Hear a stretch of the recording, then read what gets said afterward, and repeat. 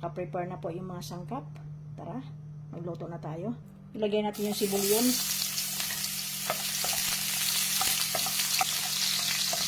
Ilagay natin yung luya.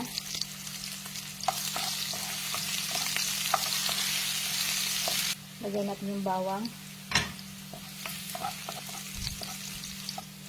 Ilagay natin yung hipon. Sangkutya natin.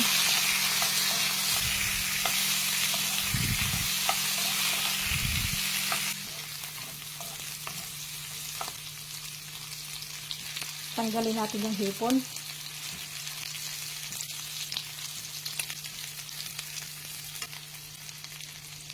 I-set aside natin yung hipon. Ilagay natin yung kamatis.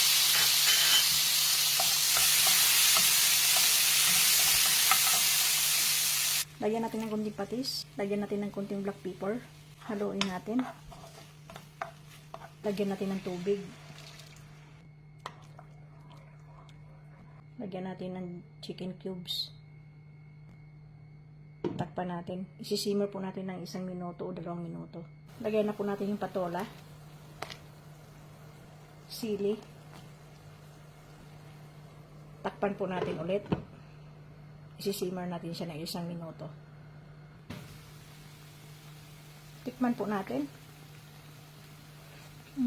Sarap. Lagay po natin yung miswa. Lagay na rin natin yung hipon. Bahagyan nating diinan.